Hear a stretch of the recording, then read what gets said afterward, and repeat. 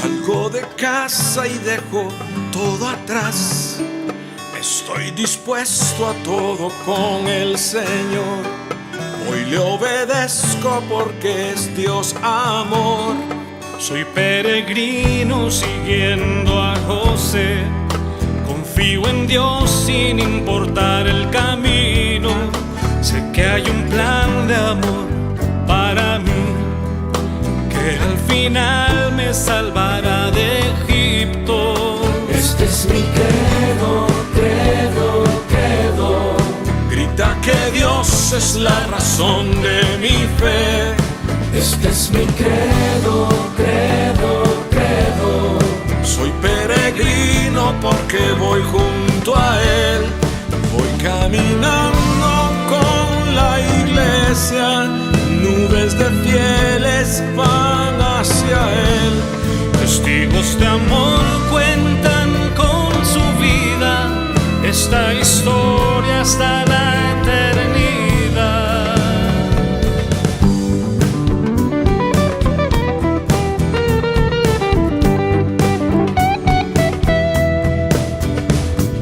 Credo, credo, credo. Credo, credo, credo. Credo, credo, credo. Soy peregrino con gente de a pie, santos sencillos que esparcen la fe. En Dios el Padre, en Jesús y el Espíritu, pueblo de Dios, iglesia peregrina. Este es mi credo, credo, credo. Grita que Dios es la razón de mi fe. Este es mi credo, credo, credo. Soy peregrino porque voy junto a Él. Voy caminando con la iglesia. Sé bien en quién creo con toda certeza. Unido al canto de María, los apóstoles proclamo la fe. Credo, credo, credo. Credo, credo, credo. Credo, credo, credo.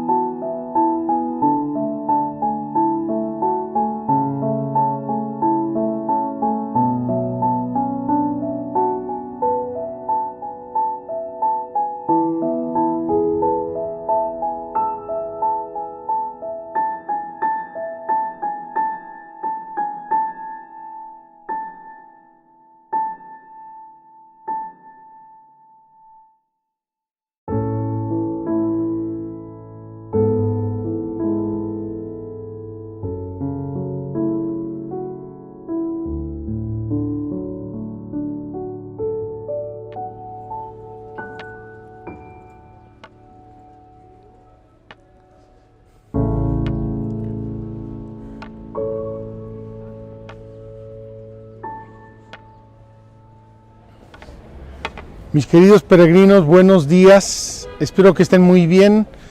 Llegamos a Belén, llegamos a la Basílica de la Natividad en Belén. Quiero decirles una cosa importante, si me permiten. La vez anterior que venimos a Belén en octubre, en la peregrinación del Rosario, venimos desde luego con mucho interés de ver hasta el último detalle de la basílica, estudiarla, analizarla, y les expliqué cantidad de fechas, periodos y demás. En esta ocasión vamos a hacer una visita un poco más espiritual por varios motivos, pero sobre todo porque venimos aquí a contemplar el credo. Es decir, no venimos a ver el edificio, que es importantísimo, venimos a ver, a pensar, a reflexionar y a entender un poquito más el credo. Y esa es la petición con la que vamos a entrar en esta basílica. En todo caso, 2 palabras se las digo con mucho gusto. La Basílica de la Natividad es el templo cristiano más antiguo del mundo. Es una basílica constantiniana, es decir, la mandó construir el emperador Constantino y su madre Santa Elena, por lo tanto estamos hablando en torno al año 330 aproximadamente. Ha tenido varias intervenciones y transformaciones fuertes a lo largo de los siglos por muchos motivos, sobre todo en el año 521 con el emperador Justiniano, que consideró que era pequeña, era de 3 naves, la agrandó a 5 naves y la embelleció más. Fíjense lo que le estoy diciendo y me parece importante para las reflexiones que vamos a hacer hoy. La construyen en el 330, en el 521 la agrandan, son 2 siglos enteros. Y en esos 2 siglos es cuando más va a reflexionar la Iglesia sobre el misterio de Cristo en sentido teológico. Es decir, los primeros 3 siglos fue expansión del cristianismo, expansión, periodo de persecuciones tremendas, era la tradición, era lo fuerte, porque repetían lo que habían recibido de los anteriores, ¿verdad? Los apóstoles dijeron lo que ya hablamos, la tradición apostólica, la tradición de la Iglesia, el magisterio de la Iglesia, la Sagrada Escritura, etc. Ya hemos hablado de eso. Pero llega el siglo III y el cristianismo se ha extendido tanto que se convierte en la religión oficial del imperio. Es decir, entra en un periodo más pacífico, si me permiten, un poco más cultural, entre comillas, y el cristianismo empieza a sentir el golpeteo de las filosofías y de las culturas a donde va llegando, y se va enfrentando con diversos puntos de pensar el mensaje cristiano. Y entre el año 325, concilio de Nicea, primer concilio ecuménico, Nicea 325, hasta los años 700 aproximadamente, vamos a tener una grande fecundidad de concilios ecuménicos, es decir, reuniones de toda la Iglesia a orar, a discutir, a pensar bajo la guía del Espíritu Santo para entender mejor el misterio de Cristo. Y así hoy voy a mencionar varias determinaciones de los concilios que responden a cuestiones. Nosotros las llamamos herejías, errores. Vamos a suponer una y nada más la digo ahora, por ejemplo. El misterio de decir que Jesús es hijo de María, verdadero hijo de María, pero es hijo de Dios. Alguno dice, bueno, imagínate que tú coges un envase, pones un poquito de Dios, un poquito del hombre, pum, pum, pum, ahí está Jesucristo. No es una mezcla que más o menos salió bonita. Jesucristo es el Verbo eterno de Dios, verdadero Dios, y es el Hijo de María, verdadero hombre. Entonces, se dieron, repito, diversos tipos de problemas, de críticas, de herejías, de cuestionamientos, y eso hizo que la Iglesia se viera obligada a reflexionar, a pensar, incluso a crear nuevos términos, como el término persona, por ejemplo, el término substancia. Son términos muy serios de la filosofía y de la teología que explican o intentan explicar el misterio de Cristo. Entonces, queridos hermanos, lo digo porque en esta basílica, en la parte superior de la basílica, en ambos lados, están mosaicos maravillosos que tienen los textos, las resoluciones de los concilios. Fíjense, esta iglesia fue testigo de los grandes primeros concilios ecuménicos: Nicea, Constantinopla, Calcedonia, Antioquía, Éfeso. Para los que tienen un poquito de conocimiento, todo esto les suena. Esta iglesia ya existía, fue testigo, y las resoluciones de los concilios están escritas en los mosaicos arriba, que luego vamos a ver.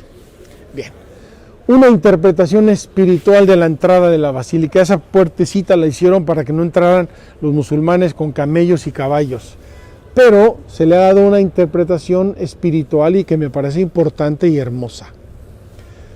Hay que agacharse, hay que agachar la cabeza, hay que hacerse pequeño para entrar en un misterio tan grande. Aquí no vale el superinteligentísimo genio que sabe todo, conoce toda la historia, entonces nos va a explicar. No vale. Aquí vale el humilde, el sencillo, el que dobla la rodilla, el que ora, el que le pide a Dios la gracia de entender cómo es posible que Dios, el Dios eterno, la palabra, el logos, se haya hecho un niño y haya venido a esta gruta a nacer para vivir con nosotros, por nosotros y para salvarnos. Antes de que llegáramos nosotros, vi llegar un señor de Belén, grande, más grande que yo y más fornido, con un niñito, lo traía de la mano y le venía explicando, creo que era su abuelo o su bisabuelo, porque ya era una persona mayor, traía a su hijito y le venía explicando que esta era la iglesia de la Natividad. Y Dios, hermanos, qué hermoso hacernos niños y entrar aquí con los ojos abiertos como ventanas y el alma, el corazón, para pedirle a Dios que nos deje entrar en este misterio de amor, en este misterio gigante.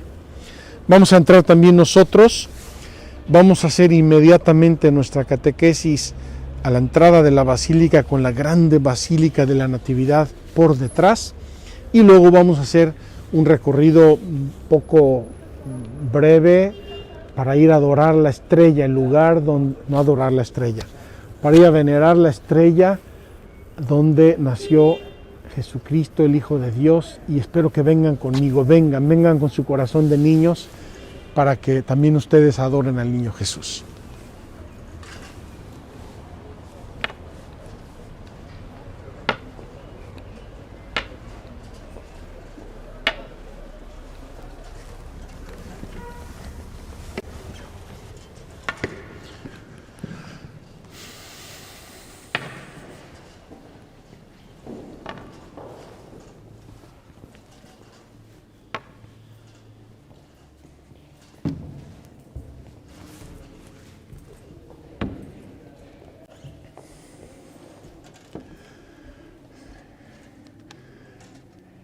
Queridos hermanos, estamos dentro de la Basílica de la Natividad, allá enfrente, debajo del altar. Ahora está en restauración. De hecho, toda la basílica ha sido restaurada en los últimos 3 o 4 años.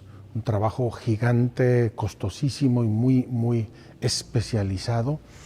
Allí debajo, por la derecha, está la entrada en la gruta de la Natividad. Vamos a entrar y luego vamos a salir. Y vean, aquí en las columnas tenemos santos pintados, santos, cada columna de la antigüedad. Qué hermoso significado. Los santos son las columnas de la iglesia, son las que sostienen el templo santo de Dios, que somos nosotros. No son templos de piedra, son templos de piedras vivas que somos nosotros. Y como les dije, allá arriba están escritas las resoluciones de los concilios, sobre todo de los grandes primeros concilios ecuménicos. Muy importantes esos concilios, porque en ese tiempo la iglesia no se había dividido todavía entre Oriente y Occidente y todas las divisiones que siguieron después. Queridos hermanos, aunque soy peregrino y debo cargar mi mochila, la verdad me está cansando, vamos a dejarla para ir a nuestra catequesis. Vamos a pedirle a Dios que Felipe aguante la cámara sin mucho movimiento, porque vamos a estar aquí un ratito. Vamos a tratar de explicar este grande misterio. Como les decía antes, la otra vez venimos en un ambiente más, quizá más espiritual, no sé si es el término exacto, más espiritual. Visitamos el lugar, lo explicamos más. En esta ocasión venimos más a la verdad. Dice así el artículo 3 que vamos a contemplar hoy. Ayer les dijimos en Nazaret que invertimos los párrafos porque convenía más al lugar. Dice, el Hijo de Dios se hizo hombre. El Hijo de Dios se hizo hombre. Y voy a leerles el credo apostólico porque es mucho más sintético que el credo niceno-constantinopolitano, que es el que se reza en la mayoría de los países. Dice así el credo apostólico: creo en Jesucristo, su único Hijo, nuestro Señor, que fue concebido por obra y gracia del Espíritu Santo, nació de Santa María Virgen, y ahí acaba el misterio de la encarnación. Creo en Jesucristo, su único Hijo, nuestro Señor, que fue concebido por obra y gracia del Espíritu Santo, nació de Santa María Virgen, En cambio, nosotros vamos a añadir un poco el credo niceno-constantinopolitano. Aquí estamos saltando entre los dos símbolos de la fe que ya hemos comentado.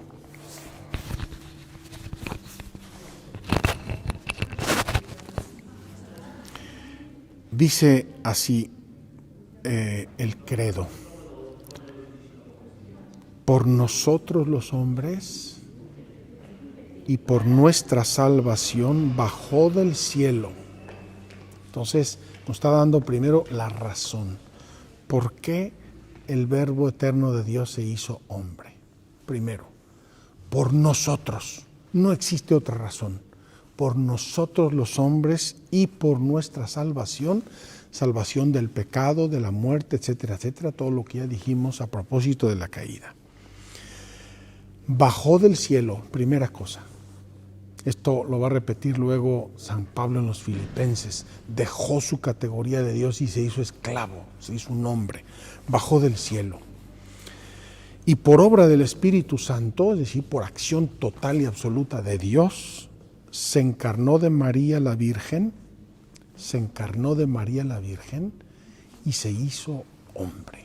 Se encarnó, tomó una carne humana mortal como la nuestra, animada por una alma humana racional como la nuestra. Queridos hermanos, entonces yo quiero solo hacerles una primera reflexión. Dios nuestro Señor podía haber redimido a la humanidad de millones de modos, millones. Pero Él quiso hacerse hombre por nosotros. Él quería salvar a los seres humanos y asumió nuestro ser humano por amor. No existen explicaciones, ni discursos, ni entelequias. Por amor, Dios quiso hacerse hombre y así nacer de la Virgen María. Se hizo hombre. Y aquí, queridos hermanos, en la gruta de Belén lo vimos, niño, hombre, perfectamente hombre. Los pañales del niño Jesús había que lavarlos todos los días, Era perfectamente hombre. El Verbo se encarnó para salvarnos, reconciliándonos con Dios. Dios nos amó y nos envió a su Hijo como propiciación por nuestros pecados. Propiciación significa de la antigua alianza, un sacrificio para obtener la misericordia y el perdón de Dios. El sacrificio por excelencia de propiciación es el de Cristo. Los otros eran pequeñitos y pasajeros, insuficientes. El Padre envió a su Hijo para ser Salvador del mundo, ya explicamos el nombre de Jesús, Él se manifestó para quitar los pecados. Aquí hay un texto hermoso, lo voy a leer completo porque me fascina y es muy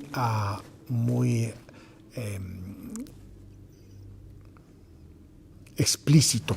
Dice: nuestra naturaleza enferma exigía ser sanada, desgarrada, ser restablecida, muerta, ser resucitada. Habíamos perdido la posesión del bien, era necesario que se nos devolviera. Encerrados en las tinieblas, hacía falta que nos llegara la luz. Estando cautivos, esperábamos un Salvador, prisioneros, un socorro, esclavos, un libertador. ¿No tenían importancia estos razonamientos? ¿No merecían conmover a Dios hasta el punto de hacerle bajar hasta nuestra naturaleza humana para visitarla, ya que la humanidad se encontraba en un estado tan miserable y tan desgraciado? Se conmovió el corazón de Dios por amor nuestro. Y aquí nos da el catecismo 3 razones del por qué el Verbo de Dios se hizo carne, por qué el Verbo se hizo un hombre como yo. Primero, se encarnó para que nosotros conociésemos así el amor de Dios. Queridos hermanos, si no nos conmovemos viendo este misterio y contemplándolo, yo no sé qué tendríamos que hacer. ¿Qué tendría que hacer Dios? No sé, que chocara la Vía Láctea contra el sistema solar, no lo sé.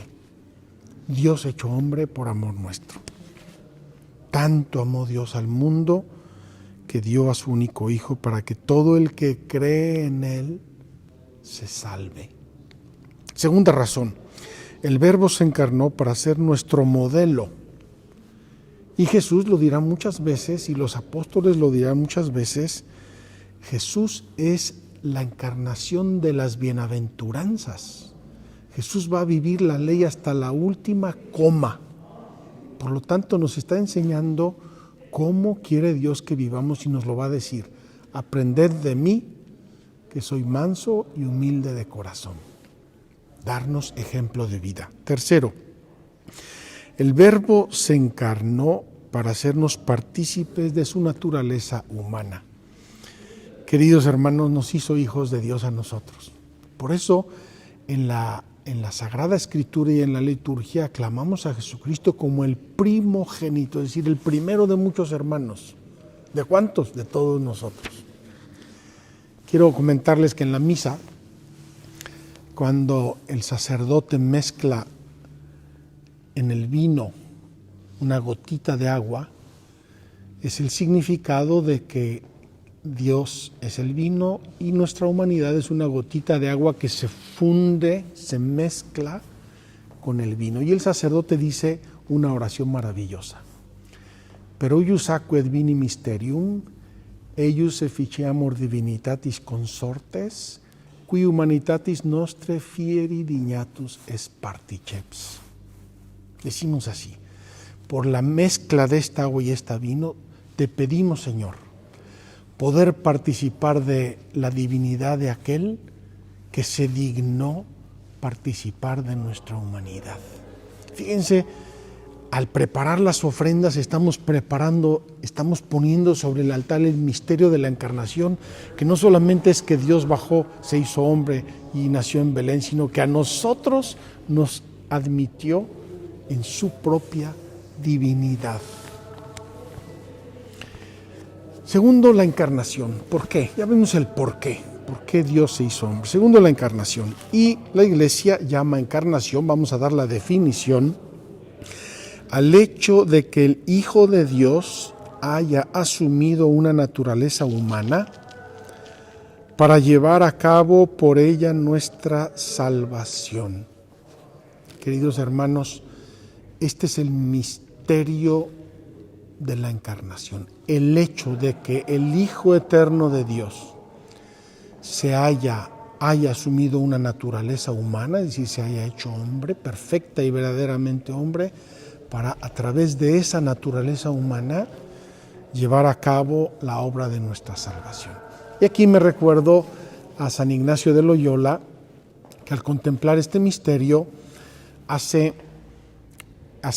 pone en escena la Santísima Trinidad viendo al mundo. El Padre, el Hijo y el Espíritu Santo están conversando, están viendo el mundo pobre, herido, lastimado por el pecado, por las guerras.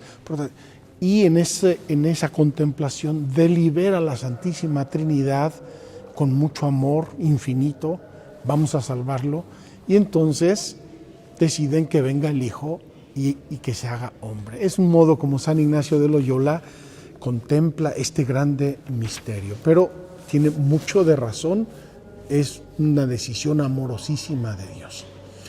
Y quiero inmediatamente subrayar un concepto teológico que nos va a acompañar un poco en varias de estas reflexiones. Este concepto teológico dice: unus de Trinitate, una de las personas de la Trinidad, una de las personas.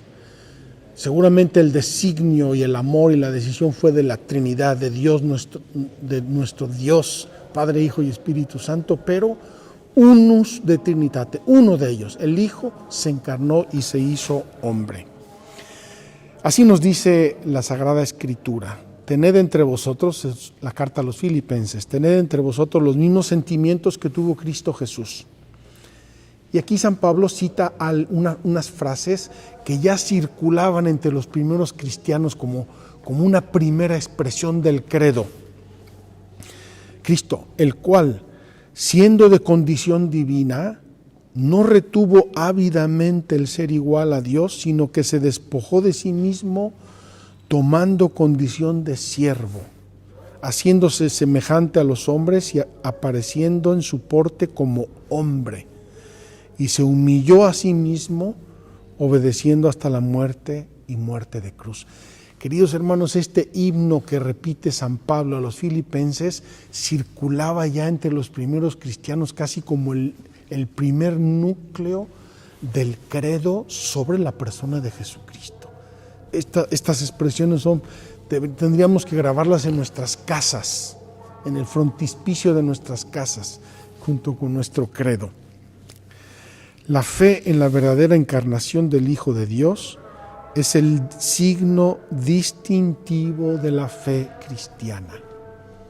Queridos hermanos, el cristianismo está fundado en Cristo. ¿Quién es Cristo? El Mesías, el ungido, el enviado por Dios, que se hizo hombre. Luego, queridos hermanos, la teología y la Sagrada Escritura. Paula, si me presta el yucat, por favor. La Sagrada Escritura, en la tradición de la Iglesia, van a hacer un grande trabajo. Voy a leer solamente un párrafo como resumen, porque es imposible. Yo estudié este tema durante meses, durante mi teología. Simplemente voy a enunciar un párrafo de todas esas jaloneos que tuvo el conocimiento de Cristo en los primeros siglos del cristianismo. Dice así: ¿qué significa que Jesucristo es a la vez verdadero Dios y verdadero hombre? ¿Qué significa esto, verdadero Dios y verdadero hombre? En Jesús, Dios se ha hecho realmente uno de nosotros y con ello nuestro hermano. Pero no por ello dejó de ser a la vez Dios y por tanto nuestro Señor. El Concilio de Calcedonia del año 551 declaró que la divinidad y la humanidad están unidas entre sí en la única persona de Jesucristo, sin confusión ni división. Y ahora les leo un poco este itinerario, es un párrafo. La Iglesia se ha esforzado durante largo tiempo para poder expresar la relación entre divinidad y humanidad en Jesús. La divinidad y la humanidad no están enfrentadas, de modo que Jesús solo fuera parcialmente Dios y parcialmente hombre. Como no es cierto que la naturaleza divina y la naturaleza humana se mezclen en Jesús. En Jesús Dios no ha tomado solo una apariencia de cuerpo humano, el así llamado docetismo, una herejía, sino que se hizo realmente hombre. No era una apariencia, era hombre. Tampoco se trata en la humanidad y en la divinidad de dos personas diferentes, el nestorianismo, otra herejía. Finalmente, tampoco es cierto que en Jesucristo la naturaleza humana desaparezca al ser asumida en la naturaleza divina, monofisismo, otra herejía. Contra todas estas herejías, la Iglesia ha mantenido firme la fe en que Jesucristo es, en una persona, a la vez verdadero Dios y verdadero hombre. La conocida fórmula sin separación y sin confusión del Concilio de Calcedonia no pretende explicar lo que es inalcanzable a la inteligencia humana, sino que, por así decir, fija los pilares de la fe, designa la dirección en la que se puede buscar el misterio de la persona de Jesús. Repito, esto fue discusión de siglos en la Iglesia, queridos hermanos, y lo estudié yo durante meses durante mi teología. Ahora solamente lo estamos enunciando. Pero ya les dije el fundamento de nuestra fe, la razón de nuestra fe. Una persona, la segunda persona de la Santísima Trinidad, verdadero Dios, que se hace verdadero hombre. Y esta es nuestra fe, esta es la fe de la Iglesia. Me da tentación de leer más cosas, pero no nos da literalmente el tiempo. El párrafo cuarto dice: ¿cómo es hombre el Hijo de Dios? Es decir, esta unidad de Dios y hombre, perfecto uno y perfecto el otro, en la persona de Jesucristo, ¿cómo convive? ¿Cómo convive su inteligencia, su voluntad? ¿Cómo convive en su cuerpo? Vamos a pensar brevemente en estas verdades de nuestra fe. Voy a leer el primer párrafo del Catecismo. Puesto que en la unión misteriosa de la encarnación, la naturaleza humana ha sido asumida, no absorbida, la Iglesia ha llegado a confesar con el correr de los siglos la plena realidad del alma humana, con sus operaciones de inteligencia y de voluntad, y del cuerpo humano de Cristo, pero paralelamente ha tenido que recordar en cada ocasión que la naturaleza humana de Cristo pertenece propiamente a la persona divina del Hijo de Dios que la ha asumido. Todo lo que es y hace en ella proviene de uno de la Trinidad, como les dije antes, unus de Trinitate. El Hijo de Dios comunica, pues, a su humanidad su propio modo personal de existir en la Trinidad. Así, en su alma como en su cuerpo, Cristo expresa humanamente los comportamientos divinos de la Trinidad. Queridos hermanos, les voy a repetir esta frase porque nos debería hacer temblar. Así, en su alma como en su cuerpo, Cristo expresa humanamente los comportamientos divinos de la Trinidad. Y aquí deberíamos caer de rodillas y deberíamos tomar el Evangelio y ver cada gesto, cada paso, cada palabra, cada sentimiento que nos recuerda el Evangelio, porque es la Trinidad que está reluciendo a través de la humanidad de Jesucristo. El alma y el conocimiento humano de Cristo. Queridos hermanos, dice el Evangelio que Jesús se fue a Nazaret con sus padres y que crecía en inteligencia, gracia y estatura.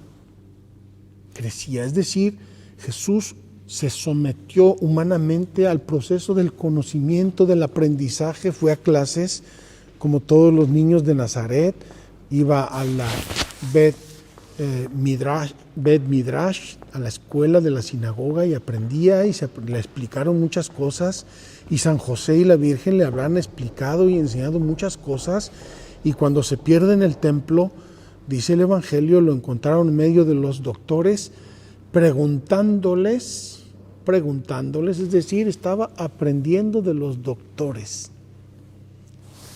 ¿Cómo convivía la inteligencia de Dios con la inteligencia humana? Es un misterio, pero Jesús se sometió al aprendizaje. Y también, obviamente, en sus enseñanzas, en sus puntos de vista, varias veces los evangelios nos muestran que Jesús conocía los designios de Dios, iba expresando los designios de Dios, sabía lo que los hombres tenían en su corazón, leía lo que estaban pensando. Y así va Jesús demostrando que tiene la inteligencia de las cosas como verdadero Dios y la inteligencia de las cosas como verdadero hombre.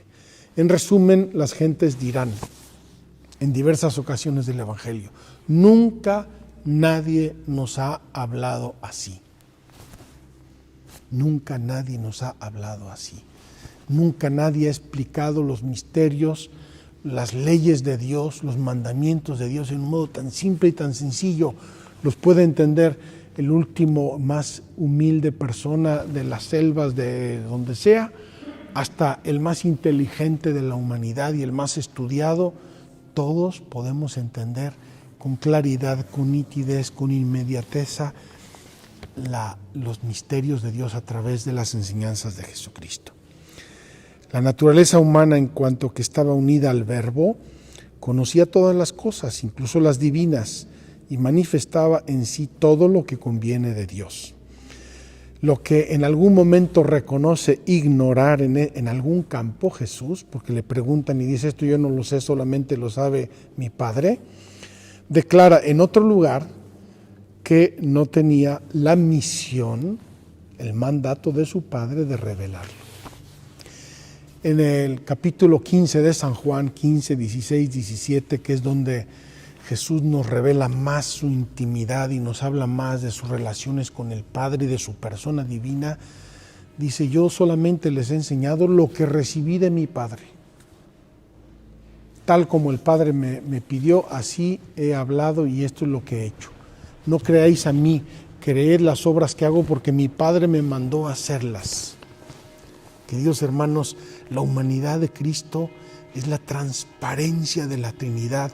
Que no se nos olvide, no es un cuento bonito, edificante, no es un superlíder, mega superstar como la famosa obra de teatro y película. No, es nuestro Dios y Señor, es nuestro Salvador, y en su humanidad nos está transparentando su divinidad. La voluntad humana de Jesús también obviamente se conformó a la voluntad divina de Cristo. Y así Jesús muchas veces expresa su voluntad. Esto lo quiero y lo quiero así.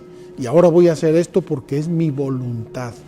La voluntad humana y la voluntad divina que convivían. El cuerpo de Cristo es un cuerpo sacrosanto porque también en su humanidad refleja a su divinidad, y por eso nosotros hacemos esculturas de Cristo, por eso hacemos retratos de Cristo.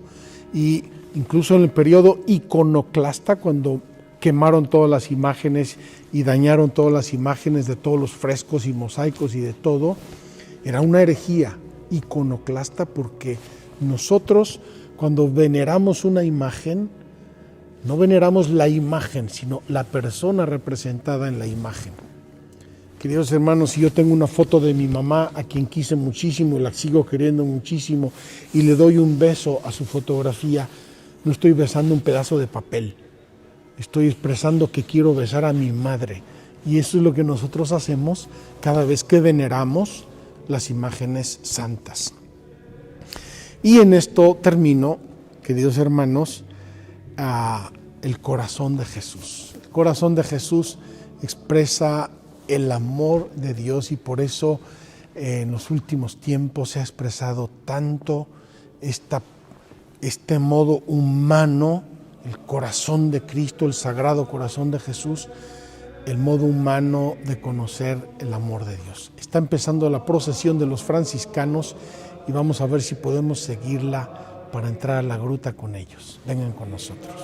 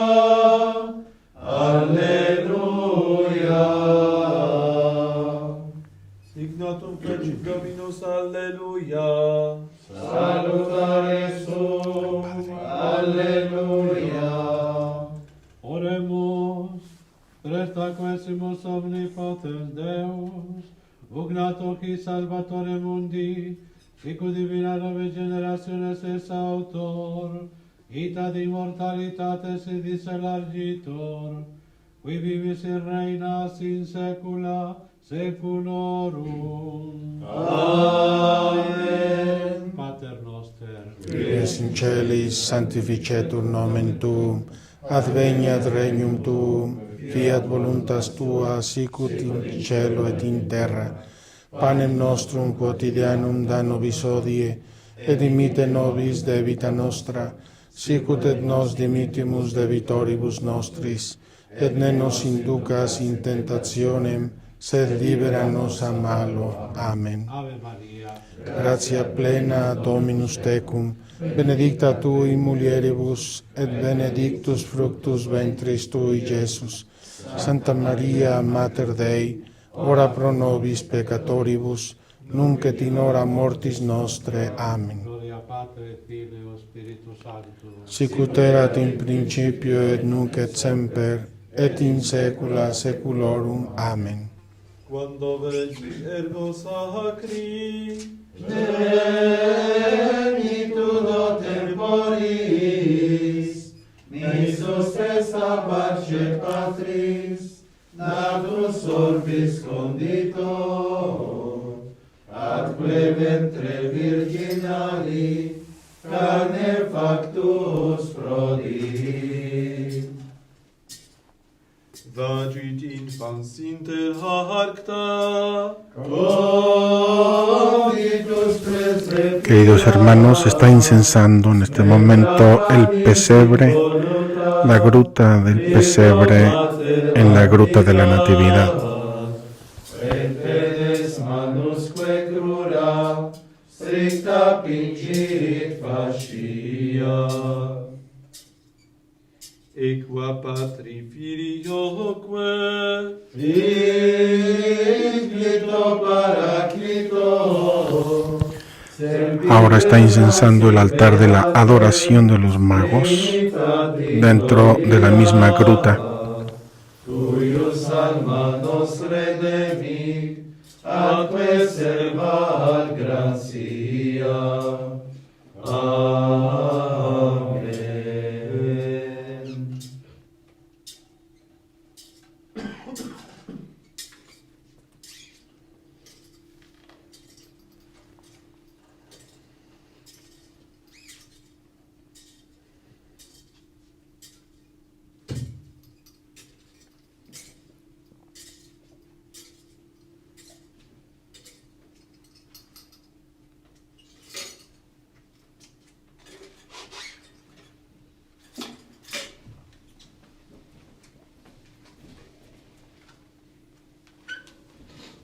Maria o tempos quampe per filio suo primogenitum, et panis Deo volvide reclina vigilo presepio, quila non eras locio in deversorio.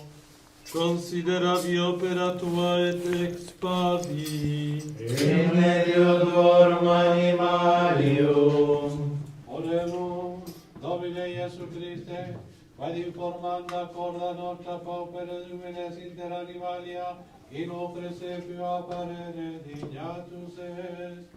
Presta quesimus, ut paupere lumines sempre gradente d'interris, eterna mansione gaudia inter angelorum, coros avere veriamur in celis, qui vivis et reinas in saecula saeculorum. Amen. Pater noster, Qui es in celis, sanctificetur nomen tuum, adveniat regnum tuum, fiat voluntas tua, sicut in cielo et in terra. Panem nostrum quotidianum da nobis hodie, et dimitte nobis debita nostra, sicut et nos dimittimus debitoribus nostris, et ne nos inducas in tentationem, sed libera nos a malo. Amen. Ave Maria, Gratia plena Dominus tecum, benedicta tui mulieribus, et benedictus fructus ventris tui, Iesus. Santa Maria, Mater Dei, ora pro nobis peccatoribus, nunc et in hora mortis nostre. Amen. gloria Patri, Filio et Spiritus Sancto. Sicut erat in principio et nunc et semper, et in saecula saeculorum. Amen.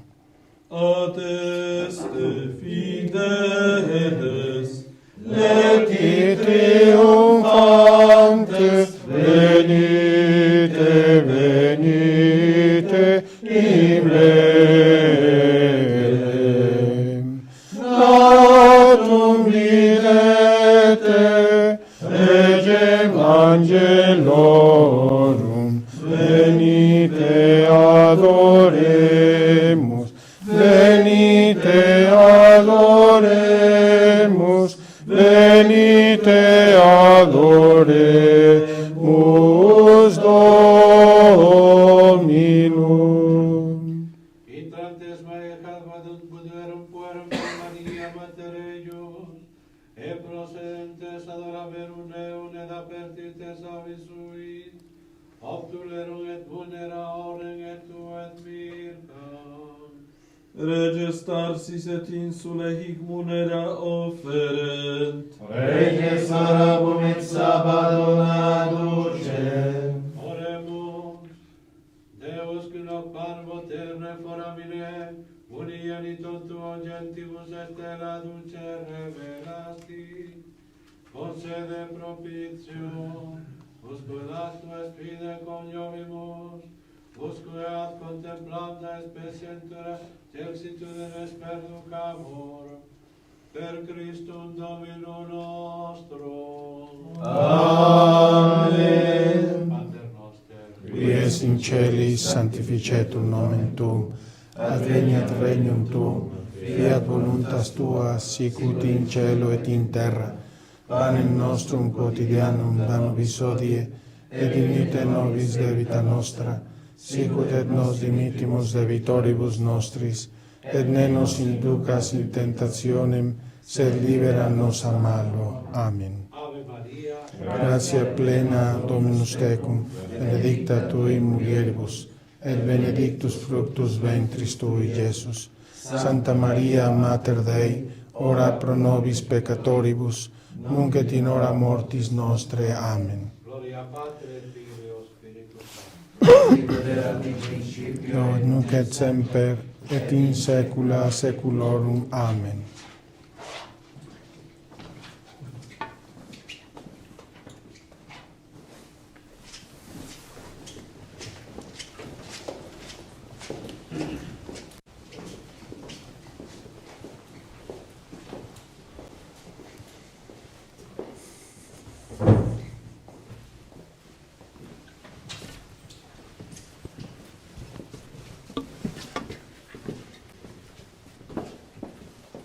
Salve Tenores Mateum, vos vocis in solidiminem, Christi secutor tuus fruit, Celtur bona sementes rosas, vos prima Christi victima, Veximolatorum tenem, ad suffisam simpli. Ahora estamos venerando la capilla de los santos inocentes. La capilla de los santos inocentes. Iesus ibi sit gloria, Qui natus est Virgine, cum potestas Spiritu, in sempiter nascetura. Amen.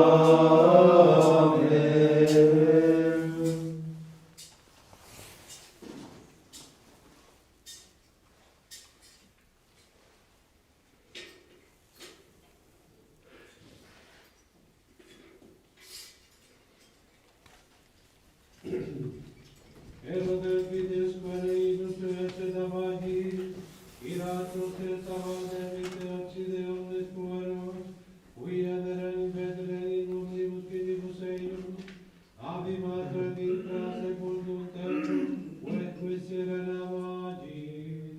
Herodes iratus occidit multos pueros, In Bethlehem Iude civitate David, Oremus, Deus qui pregonio innocente martires, non loquendo sed morendo confessi sum, daquesimus fidem tuam, quia lingua nostra loquitor, et iamoribus vita patertur, per Christum Domino nostrum. Amen.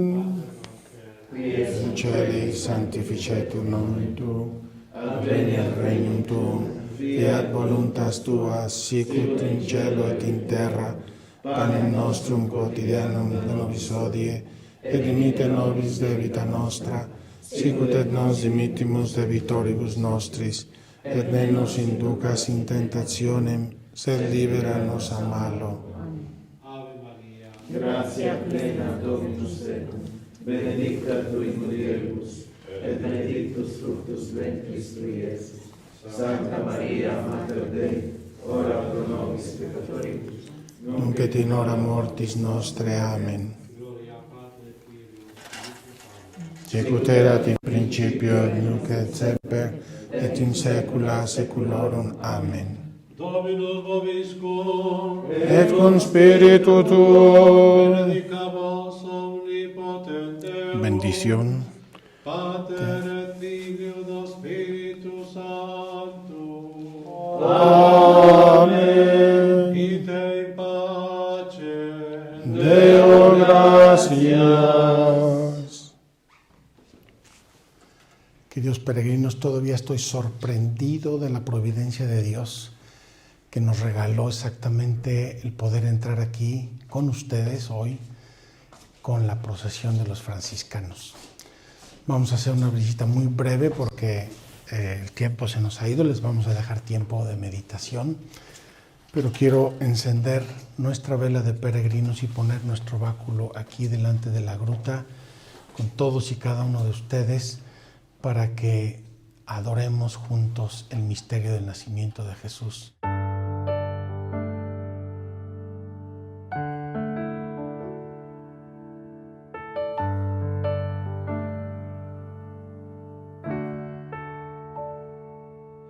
Me pidieron que explicara qué es la fe. Me di cuenta que no hallaba las palabras